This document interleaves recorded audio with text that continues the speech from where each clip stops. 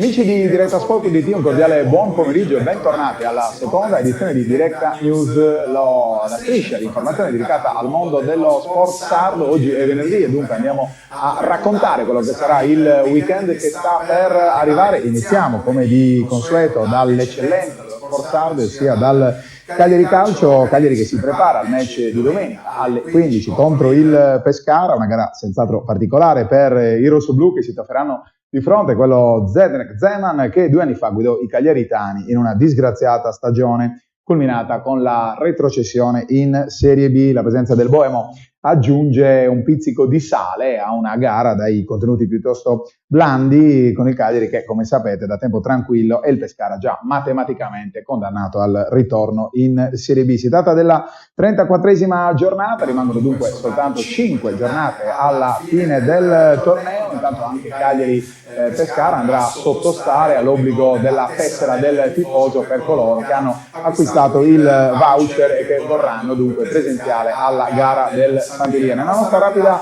carrellata scendiamo subito di categoria, andiamo a raccontare quelle che sono le vicende dell'Olbia, ma meglio, prima facciamo un passo al basket parlando sempre di Serie A e parliamo allora della Dinamo con i bianco-blu di Pasquini che sono reduci, pensate, da ben 5 vittorie consecutive, che osserveranno questa volta i risultati delle altre squadre nel weekend in attesa di scendere in campo il prossimo 3 maggio alle 20:45, l'importante sfida ad alta quota contro la Reyer Venezia per blindare il quarto posto. Basterà un successo, ma per i bianco-blu, pensate, non è ancora esclusa neanche la possibilità di conquistare il terzo, addirittura il secondo posto in classifica prima del via dei play-off. E allora andiamo a vedere anche la parte relativa alla Lega Pro e dunque torniamo a parlare di calcio. L'Olbia, un'altra grande eccellenza del mondo dello sport sardo. Sabato pomeriggio al Nespoli i galluresi di Bernardo Mereu cercheranno di dare continuità al successo nell'ultimo turno contro la Pistoiese, la scossa del mister Bernardo Mereu per continuare a inseguire l'obiettivo della salvezza diretta. L'avversario di turno sarà la Robursiena, reduce dal successo casalingo sulla Viterbese. Tra i bianchi mancherà Matteo Ricci, bloccato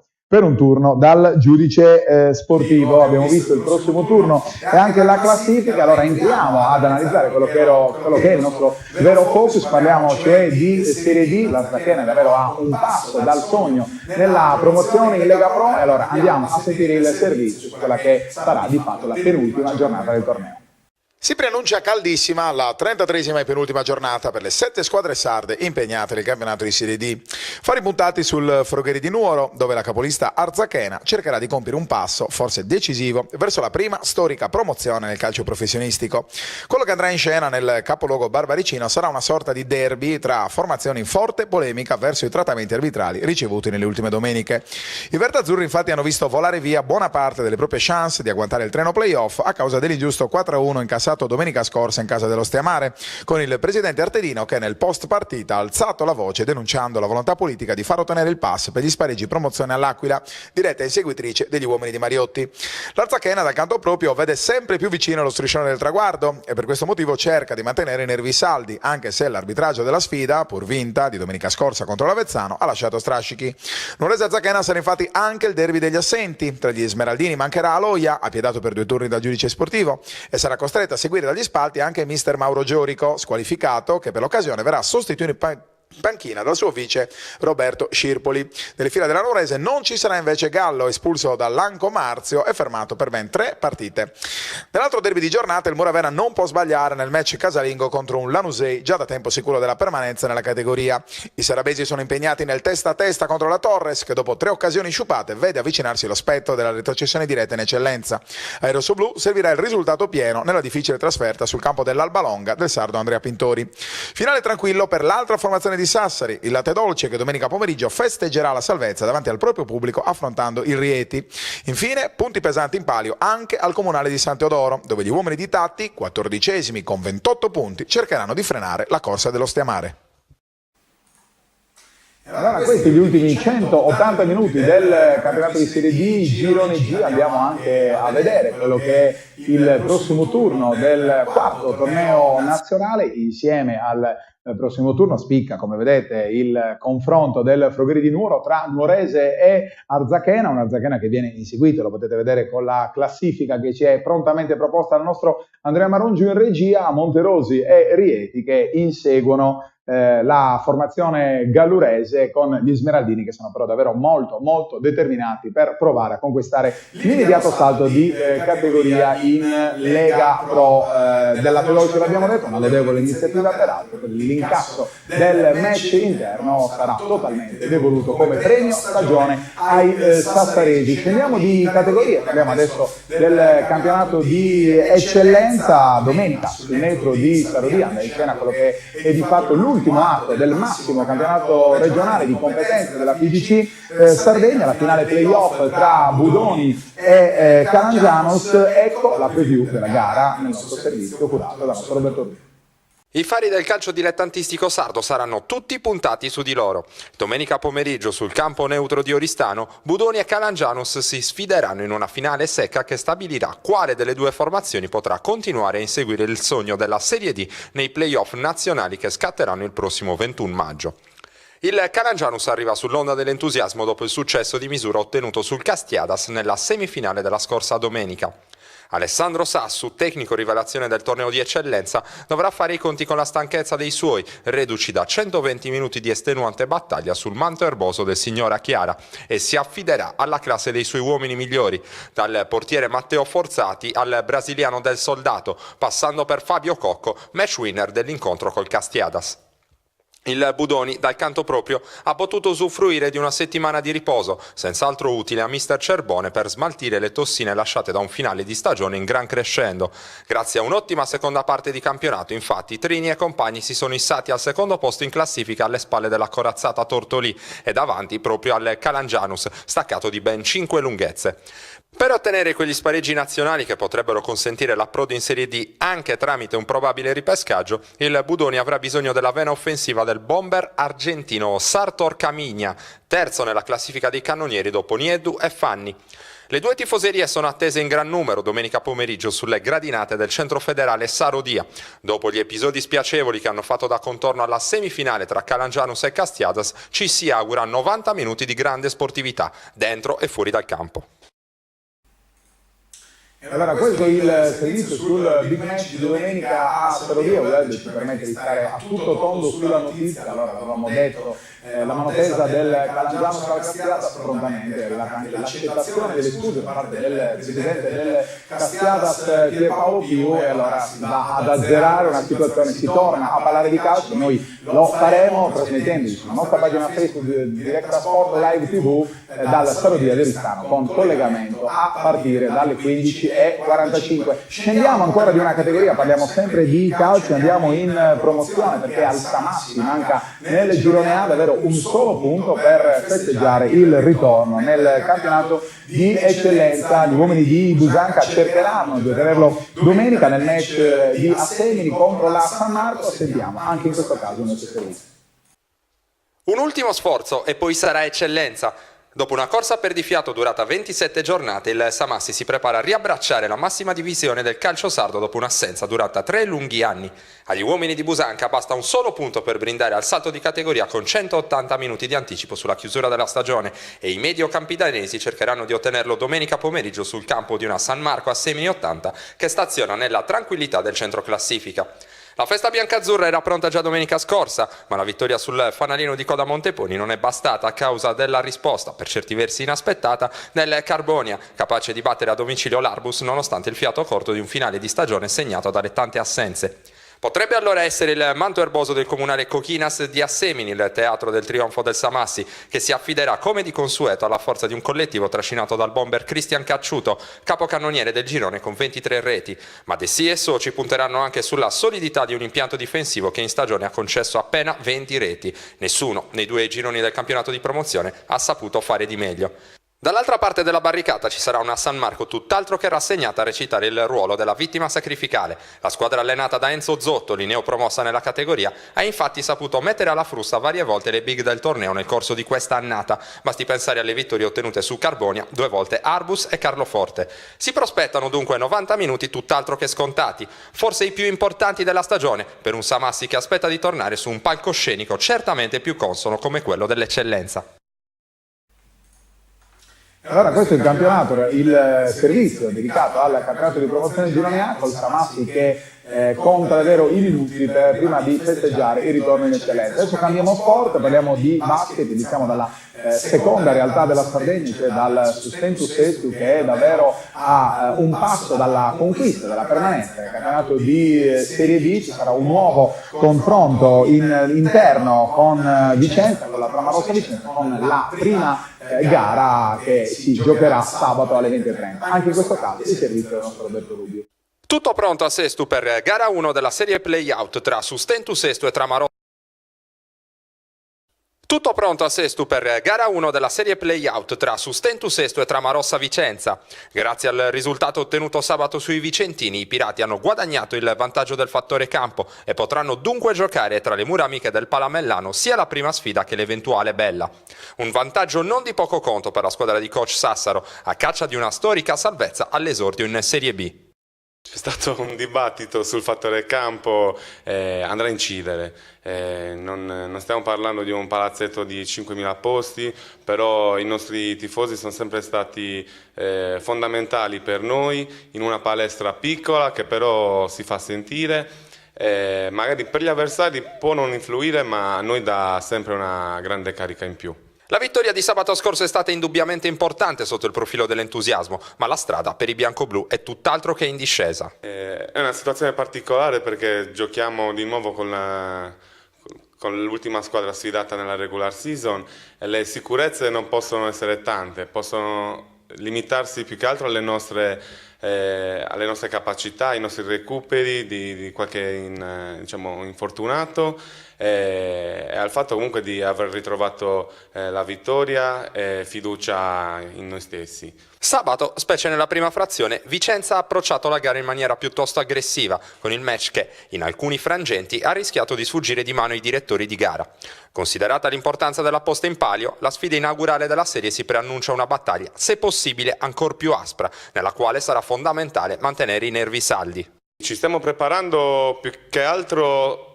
Sappiamo che sarà così e dovremo essere noi i primi a non essere nervosi ma a scendere in campo per una battaglia e tenere i nervi a freno perché quando siamo meno nervosi rendiamo meglio. La Tramarossa, giunta in Sardegna già nella mattinata di venerdì per poter preparare al meglio l'incontro, cercherà di stringere qualche vite difensiva su Giuliano Samoggia, decisivo nell'ultima sfida di regular season con 26 punti e 13 rimbalzi. In attacco invece coach Silvestrucci punterà forte sulla forza dei propri lunghi, a cominciare da Luca Ianes e Andrea Campiello. Ma il piano partita non cambierà in maniera grossa. Sappiamo che sotto canestro, come hanno dimostrato sabato, sono molto forti e gran parte della partita si giocherà lì come si è giocata anche sabato e dovremo essere bravi a limitare i loro lunghi. Questo però non vuol dire che gli esterni non ci possano creare problemi perché hanno dei buonissimi esterni. Palla a 2, sabato 29 aprile alle 20:30 al Palamellano di Sestu. Dirigeranno l'incontro Giuseppe Scarfò di Palmi e Francesco Praticò di Reggio Calabria. Allora, questo è il servizio sulla Serie B di basket. Noi saremo ovviamente al Palamellano di Sesto per raccontarvi anche in questo caso con la nostra diretta streaming sulla pagina Facebook Diretta Sport Live TV l'esito di Sustentus Estu Tramarossa Vicenza. Continuiamo a parlare di basket perché c'è da registrare la bella salvezza del Cuscaglie che va praticamente a chiudere il raggiungimento degli obiettivi stagionali delle Sarde. Di fatto retrocede solo la Mercede Alghero, si salvano appunto Cus Cagliari che è stata vittoriosa anche ieri sul campo della Carpe Diem Salerno, andando a bissare il successo conquistato 7 giorni prima tra le mura amiche. Si salvano anche, come sapete, il San Salvatore Salargius e la Virtus Cagliari, dunque saranno ancora 3 le compagini in lista nel prossimo campionato di Serie A2 femminile. Scendiamo di una categoria, parliamo di Serie D femminile, perché c'è un importante confronto interno per l'Astro Cagliari che prova a ribaltare il risultato dell'andata. Ci è venuto a trovare Daniela De Sogus, che ringrazio e saluto, una giocatrice dell'Astro Cagliari. Per te un lunghissimo passato sul parquet dell'Antoniano IV, poi hai abbracciato quest'anno la realtà Astro Cagliari, un match, quello a Milano, che è stato però complesso sotto diversi punti di vista. Sì, loro sono una squadra molto strutturata sia fisicamente che tecnicamente, e la partita è andata con un'unica direzione, diciamo. Noi comunque ora siamo consapevoli del loro livello e proveremo a fare la nostra gara provando a ribaltare il risultato. Ricordiamo che in questo match sarà importante la differenza canestri, e considerando come si è concluso il match d'andata, che si è concluso sul 67-34, serva davvero un'impresa difficile. Come ha lavorato coach Carlo Zeda in settimana per provare a darvi gli stimoli giusti nell'affrontare questo match? Loro hanno tanti centimetri rispetto a noi, quindi impronteremo la gara sulla difesa provando ad aiutarci e a limitarle, soprattutto sotto canestro. Ricordiamo un match che si giocherà domenica alle ore 16:45 sul parquet di Via Talete, dunque ovviamente l'invito è per tutti gli appassionati a venire a dare manforte all'Astro Cagliari, che spera di poter tornare nel campionato di Serie A2. Io approfitto della tua presenza, Daniela, anche per fare un piccolo passo indietro, parlare della Serie A2 femminile. Sono di fatto delle realtà che tu conosci abbastanza bene. Il CUS Cagliari, ad esempio, era nato da coach Federico Sciascia, se non sbaglio non lo hai mai avuto come allenatore, ma anche quest'anno ci sono state tante amichevoli tra CUS e Astro. Quali sono le tue sensazioni, le tue considerazioni su questa salvezza costruita con una squadra abbastanza giovane, direi, no? Sì, loro penso che siano cresciute molto durante il campionato. Ho visto una delle ultime partite contro la prima in classifica e hanno dimostrato di avere un temperamento completamente diverso. Erano pronte per questi play-out, diciamo. Chiudo con un'ultimissima curiosità: 3 squadre nel campionato di Serie A2 non sono troppe per il movimento femminile della Sardegna, o secondo te è giusto per dare spazio a tutti gli appassionati? No, non penso che siano troppe per il movimento della Sardegna, anzi penso che sia un incentivo per le giovani ragazze, diciamo, che stanno emergendo, per provare a trovare gli spazi giusti, immagino, per coltivare quella che è di fatto una passione prima di tutto, perché giocare a questi livelli, come sappiamo, comporta tanti sacrifici, non ultimo ovviamente quello delle trasferte quasi impossibili dell'isola. Questo conta tanto quando poi le società che arrivano a giocare in Sardegna usano lamentarsi sulle problematiche. Io ringrazio Daniela De Sogus per essere stata ospite qui da noi, e vado ancora a cambiare sport perché abbiamo ancora da aprire la finestra del futsal con le novità nel nuovo assetto societario del Cagliari Calcio a 5. Si allarga infatti il consiglio direttivo della società con l'ingresso di una nuova cordata rappresentata da Efisio Pisano, imprenditore impegnato nel settore di servizi e telecomunicazione con la società IT Euromedia. È stata siglata una nuova partnership tra lui e Marco Vacca, che già in passato era stato componente della società rossoblu. Parliamo ancora di futsal. La Sardegna, come forse già saprete, è fuori dal torneo delle regioni 2017 che è in corso di svolgimento in Puglia dopo l'eliminazione delle selezioni juniores e femminile. Sono tornate a casa Manivote anche le rappresentative giovanissime allievi. I primi sono stati sconfitti per 3-0 dall'Emilia, mentre i secondi hanno incassato anche qui un netto 5-1 dalla Basilicata. E chiudiamo parlando di tiro con l'arco, perché nei giorni scorsi si è svolta a Sassari la 19ª edizione del torneo Lago di Baras. Importanti successi per la tradizione degli arcieri di Uras, che nell'arco olimpico hanno permesso di imporsi con Andrea Del Castello, mentre nell'arco compound il successo è andato a Fabio Ibba. Infine, l'ultimo risultato, quello dell'arco nudo, dove a conquistare la prima piazza è stato Giacomo Bandini. È davvero tutto per questa edizione di Directa Sport News. Giusto per chiudere ricordiamo quello che è il nostro palinsesto del weekend. A partire da domani la diretta streaming di Suspensu Sestu Framorossa Vicenza sulla nostra pagina Facebook con collegamento a partire dalle 20:30, poi sarà la domenica, la giornata del grande calcio come di consueto, l'ultimo atto del campionato di eccellenza, quello tra Budoni e Calangianos. Saremo in diretta anche in questa occasione dalla nostra pagina Facebook Directa Sport Live TV con collegamento a partire dalle 15:45, ma saremo anche a da Semini per raccontarvi San Marco a Semini Samas. Questa volta la diretta non sarà su Facebook, ma la troverete sulla nostra piattaforma YouTube, quindi su directasport.it, e poi andremo a chiudere la consueta domenica con gli attesissimi highlight delle 7 squadre del campionato sardo di Serie D. Io ringrazio ovviamente per la parte tecnica il nostro Andrea Marongiu, ringrazio nuovamente la nostra Daniela De Sogus dell'Astrocaglio, vedo a tutti i nostri telespettatori l'appuntamento alla prossima edizione di Directa Sport News. Buon pomeriggio.